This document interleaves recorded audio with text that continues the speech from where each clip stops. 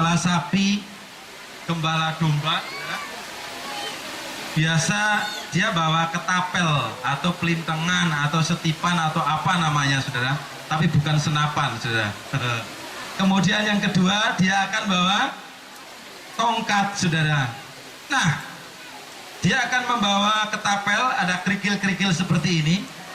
Biasanya domba itu kalau ribuan, ratusan, kalau berjalan pemimpinnya di depan, ada saudara, oh di sana lihat ada rumput yang kelihatannya lebih bagus. Kemudian domba ini mulai pelinguk, kemudian dia akan mulai melamun dikit. Kemudian ketika kawanan domba dia berjalan, gembalanya berjalan, domba ini dia akan minggir dikit, minggir, makin minggir, makin minggir. Sebenarnya seorang gembala dia akan sangat peka. Ketika dombanya dia lagi pelinguk cari rumput yang lebih hijau, biasanya Pak Isa minta tolong itu Pak, minta tolong kerikil Pak. Ya, minta tolong kerikil lah. Ya, kira-kira segini, saudara. Jadi kalau seorang gembala lihat domba yang lagi pelingak-pelinguk mau cari tempat rumput yang kelihatannya lebih hijau, biasanya di apa, saudara? Disambit. Ayo Pak Gembala, mana dombamu yang nakali? Saya bawa. Dia biasanya akan lempar, peletak, saudara. Nah, dia yang diperingatkan dengan kerikil itu biasanya dia akan konsentrasi lagi, dia akan ikuti kawanan domba yang lain. Ada juga domba yang badung, bener atau bener Pak Gembala? Udah dilempar 2 kali, tetap saja dia jalan terus, saudara. Nah, sekarang ini banyak ajaran yang menyesatkan, yang dia mengabarkan Yesus, tetapi Yesus yang mati saja, atau Yesus yang bangkit saja, yang dia hanya mau kemuliaan, mau enaknya, berkatnya, tapi tidak mau persekutuan di dalam penderitaannya. Bagaimana kita ikut turut menyatu dalam penderitaannya, saudara?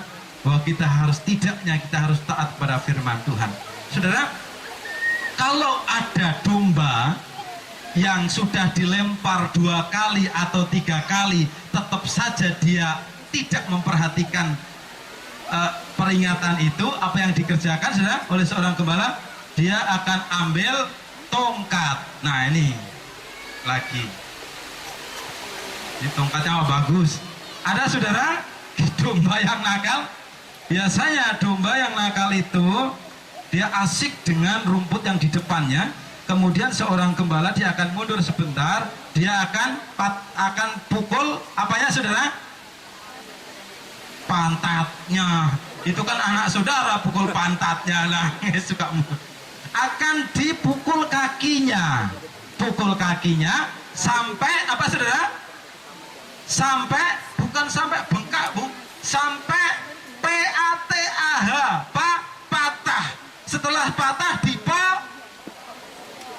dipopong, bukan dipotong. Jadi setelah gembala dipukul kakinya sampai patah, saudara, bukan cuma retak, sampai patah, sampai tidak bisa berjalan. Kemudian domba ini akan dibopong oleh gembalanya. Karena itu di gereja-gereja yang kami kunjungin, kami melihat ada Yesus sebagai seorang gembala yang dia sedang menggendong seekor domba. Biasanya yang nakal itu domba yang, kalau di gambar itu domba yang sudah tua atau domba yang masih muda? Ya, masih muda.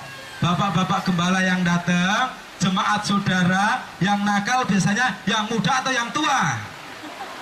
Kok ketawa?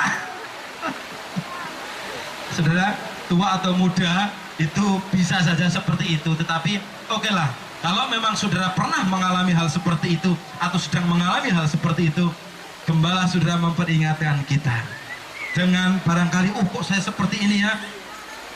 Terimalah setiap ujian, terimalah semuanya itu sebagai peringatan yang Tuhan berikan kepada kita untuk kita ikut di dalam barisan domba yang dipimpin oleh seorang gembala.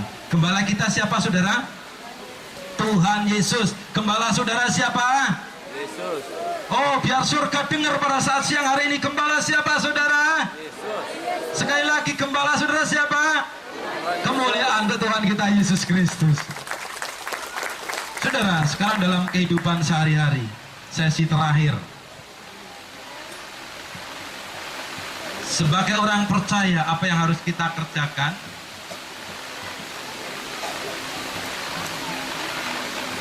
Tujuan salib adalah untuk pengampunan, untuk mengampuni, saudara. Yang ku kehendaki ialah mengenal Dia dan kuasa kebangkitannya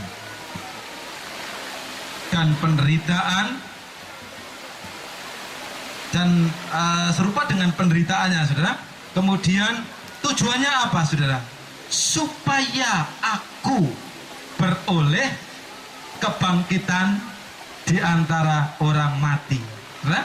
Jadi kalau kita mengenal Dia, kalau kita mengenal kuasa kebangkitannya, kita bersekutu di dalam kematiannya, saudara, dan kita menjadi serupa dengan Dia di dalam kematiannya. Tuhan itu rindu, saudara. Cepat atau lambat Tuhan akan hadir, amin. Cepat atau lambat Tuhan akan datang kembali.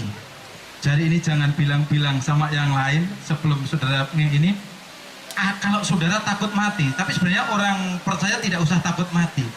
Ada cara, saudara. Saudara bisa naik ke surga tanpa saudara mati dulu. Caranya bagaimana? Di ayat 11 tadi. Supaya aku beroleh apa, saudara? Kebangkitan di antara orang mati.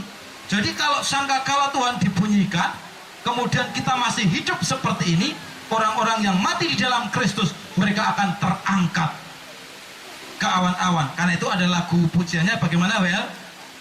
Ada pertemuan di udara, pertemuan yang manis.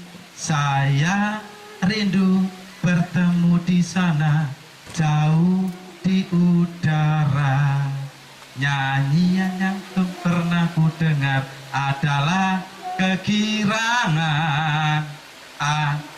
dan anak Allah yang pimpin kita, pertemuan di udara.